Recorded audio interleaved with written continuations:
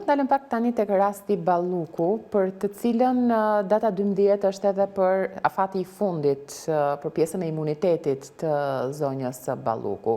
Opozita ka lënë protestën. Pikërisht në atë ditë, Parlamenti ka patur mjaft përplasje. Salla e seancave plenare i kemi ndjekur gjatë ditës së njëjtë, madje edhe me fyerje të rënda nga ana e kreut grupit parlamentar të Partisë Socialiste ndaj zonjës Vokshi. Të gjithë situatën e Ballukut për cilën ka kohë që flasim e riflasim, çfarë do të thotë për këtë mazhorancë, çfarë do të thotë për qeverisjen dhe çfarë do të thotë për të gjithë ata që pyesin si rri akoma në këmbë kjo qeveri?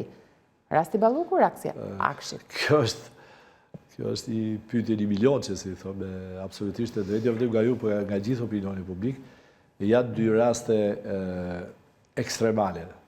Po e nis me Akshin. Unë e njoh aktivitetin e Akshit sepse është fusha ime teknologji informacione. Aty është bërë baterdia.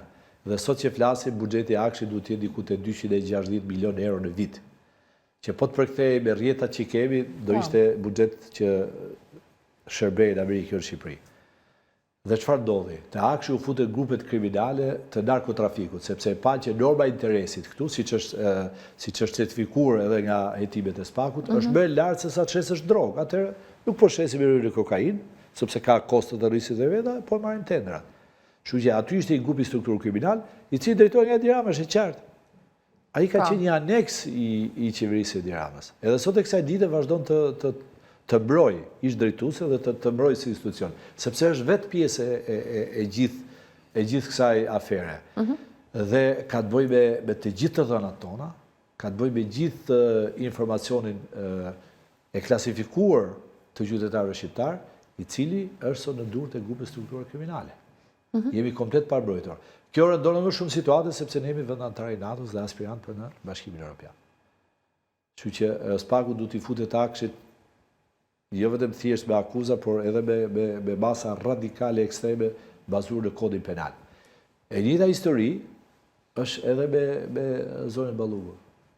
Është drejtuese e një grupi të strukturuar kriminal, që ka vjedhur miliardat e shqiptarëve në mënyrën më të paimagjinueshme. Dhe aty është Edi Rama, prandaj e ka mbrojtur. Sepse Edi Rama i hodhi gjithë bashkëpunëtorët e vet kosh, apo i ka në burg, ose i ka në kërkim ndërkombëtar. Kështu që ai e mbron atë sepse mbron veten. Dhe mendoj që data 12 duhet të jetë një moment shumë i rëndësishëm për këtë vend.